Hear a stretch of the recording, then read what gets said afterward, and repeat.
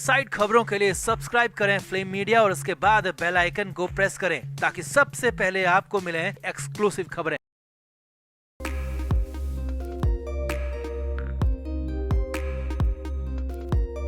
उद्धव ठाकरे की पार्टी यानी कि शिवसेना को टूटे हुए 2 साल से ज्यादा का वक्त हो चुका है। अब पहली बार उद्धव ठाकरे ने पूरा सच मान लिया और भरी मीटिंग में ये बात उन्होंने कही है। यही नहीं, इसके पूरे जिम्मेदार संजय राउत को बुरी तरह से लताड़ दिया, हड़का दिया, साफ कह दिया कि तूने मेरी पार्टी तोड़ी। और अब ऐसा अचानक क्या हुआ, क्यों हो गया ऐसा, क्या कहा उद्धव ठाकरे ने मीटिंग में, सब कुछ आपको दिखाते हैं और अचानक इसकी जरूरत क्यों पड़ गई वो भी बताएंगे। आप इस वीडियो को शेयर करें और कमेंट बॉक्स में अपनी राय जरूर दें। तो उद्धव ठाकरे इस विधानसभा चुनाव से पहले कोई रिस्क लेना नहीं चाहते और पूरी तरह से कंफर्म होना चाहते हैं कि फिर से सरकार मिल जाए, सत्ता आ जाए और उनकी फिर से मुख्यमंत्री पद पर ताजपोशी हो जाए। जी हाँ, उनको सरकार जाने का, पार्टी टूटने का, मुख्यमंत्री पद जाने का बहुत ज्यादा दुख है, गम है। हालांकि हर बार वो ऐसा दिखाते नहीं है, मगर इस बार पहली बार उन्होंने सच मान लिया और पूरा सच माना। और खास तौर पर 2022 में उनकी पार्टी में जो हुआ था, जो पार्टी में टूट हुई थी, उसके लिए संजय राउत को जिम्मेदार ठहरा दिया। जी हाँ, असल में मातोश्री में एक मीटिंग चल रही थी और इस बार चुनाव में प्रत्याशी कौन होंगे, किस सीट पर किसे लड़ाया जाएगा, कौन मजबूत दावेदार है, इसे लेकर बातचीत चल रही थी, चर्चा चल रही थी। अब प्रत्याशियों पर चर्चा के दौरान ही संजय राउत ने अपने भी कुछ नाम यहाँ पर आगे कर दिए और कहा कि ये लोग पार्टी के लिए लंबे समय से काम कर रहे हैं और इस बार इनको भी टिकट मिलना चाहिए। अब खबर यह है कि संजय राउत की बात पर उद्धव ठाकरे ने पहली बार में कोई जवाब नहीं दिया, कोई भाव नहीं दिया, या कहें कि राउत की बात को सुना अनसुना कर दिया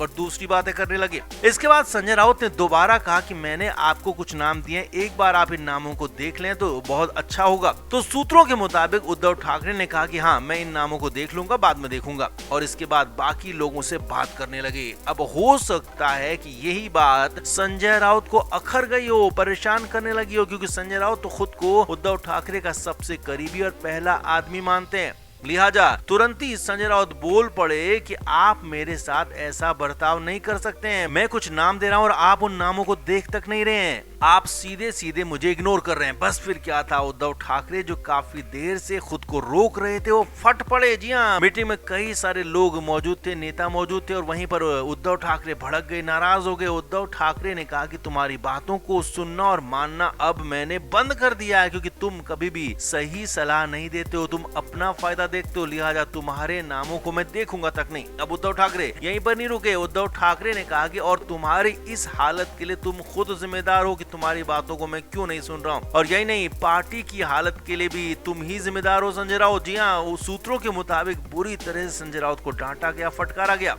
उद्धव ठाकरे ने कहा कि शिंदे के साथ कुछ और लोग थे जो कि पार्टी से अलग जा रहे थे, अलग हो रहे थे, और तब तुमने मुझ तक पूरी बात नहीं पहुंचने दी, अपने स्तर से मामले को देखा और सब कुछ गड़बड़ कर दिया। अपने हिसाब से जिन लोगों को तुम पसंद नहीं करते थे उन लोगों को जाने दिया और कह दिया कि हमें किसी की जरूरत नहीं है। उनको रोकने की कोशिश तक नहीं की, मुझे बताया तक नहीं कि मामला इतना ज्यादा गंभीर है, लिहाजा पार्टी टूटने के जिम्मेदार भी तुम ही हो संजय राउत। जी हाँ, यही बात है वहां पर आई। उद्धव ठाकरे ने भरी मीटिंग में कहा कि ज्यादातर लोगों को मैं रोक लेता, उनसे बात कर लेता, हालांकि कुछ लोग जाते तो जाते, लेकिन ज्यादातर लोग रुक जाते और सरकार नहीं गिरती। मुझे मुख्यमंत्री पद से इस्तीफा नहीं देना होता, नहीं देना पड़ता, अभी भी ये मुख्यमंत्री पद हमारे पास ही होता। यानी कि साफ और पहली बार उद्धव ठाकरे ने मान लिया कि उनके और पार्टी कार्यकर्ताओं के बीच में जो संजय राउत थे वही सबके जिम्मेदार थे। उद्धव ठाकरे तक सही कंडीशन और सिचुएशन पहुंचाई ही नहीं गई। अब इतने सालों से उद्धव ठाकरे सीएम शिंदे को तो पार्टी तोड़ने का दोषी मानते रहे हैं, लेकिन कभी भी संजय राउत का नाम नहीं लिया। लेकिन हाँ, पहली बार यहाँ पर सब कुछ सच मान लिया, एक्सेप्ट कर लिया। भरी मीटिंग में संजय राउत को बुरी तरह से हड़का दिया और साफ कह दिया कि पार्टी तोड़ने के, टूटने के जिम्मेदार तुम ही हो,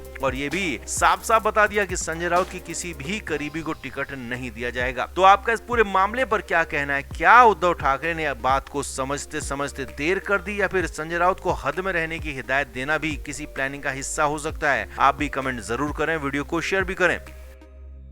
तो महाराष्ट्र में चुनाव की उल्टी गिनती चालू है। अक्टूबर के दूसरे हफ्ते में चुनाव की तारीखों का ऐलान होगा, जबकि नवंबर में चुनाव हो सकते हैं। लिहाजा सभी पार्टियां जोर आजमाइश कर रही हैं, एक दूसरे पर भारी पड़ने की कोशिश कर रही हैं। अब इस बीच महाविकास अघाड़ी गठबंधन में सीटों के समझौते को लेकर मीटिंग बुलाई गई।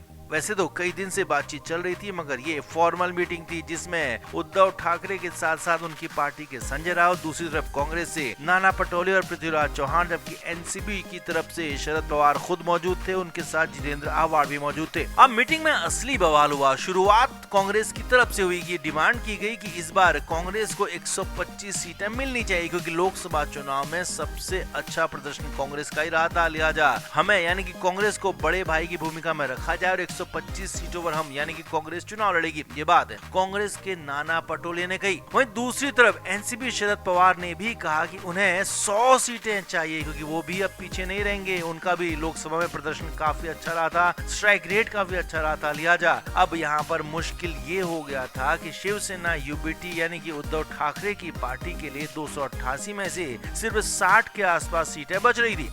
अब ये उद्धव ठाकरे को कैसे बर्दाश्त होता। लिया यहाँ पर उद्धव ठाकरे ने पहले मामले को संभाला और कहा कि शिवसेना पहले से ही ज्यादा सीटों पर लड़ती रही है, लेकिन इस बार साथ में हम मिलकर लड़ रहे हैं, तो हमें सबका ध्यान रखना होगा। लिहाजा कुछ सीटें हम कम करेंगे और सभी को कुछ सीटें कम करनी होंगी। अब उद्धव ठाकरे की तरफ से यहाँ पर प्रपोजल दिया गया कि कांग्रेस और शिवसेना यूबीटी 100 सीटों पर चुनाव लड़े, जबकि शरद पवार की पार्टी 84 सीटों पर और बाकी की 4 सीटें अन्य सहयोगियों के लिए रिजर्व रखी जाएं। और ये सुझाव उद्धव ठाकरे की तरफ से दिया गया और सुझाव काफी हद तक नेचुरल भी था, जेन्युइन भी लग रहा था और माना जा रहा था कि इस पर मोहर लग सकती है, कांग्रेस भी इस पर मान सकती है। हालांकि कांग्रेस की तरफ से शुरुआत में इस पर आपत्ति उठाई गई और यहीं पर असली वाला बवाल शुरू हो गया। कांग्रेस की तरफ से जैसे ही आपत्ति उठाई गई, जैसे ही सवाल उठाया गया कि 100 सीटें इतनी कम क्यों, तो तुरंत ही संजय राउत बोल पड़े। जी हाँ, ना आओ देखा ना ताव देखा, हमेशा की तरह गड़बड़ ही बोलने वाले संजय राउत ने यहाँ पर भी कुछ ऐसा ही कर दिया, गड़बड़ ही बोल दिया। और हालात ये देखिए, ना तो उद्धव ठाकरे से पूछा, ना अपनी पार्टी का कोई भरोसा लिया, तुरंत ही खुद ही कह दिया कि ठीक है, हमारी पार्टी यानी कि शिवसेना यूबीटी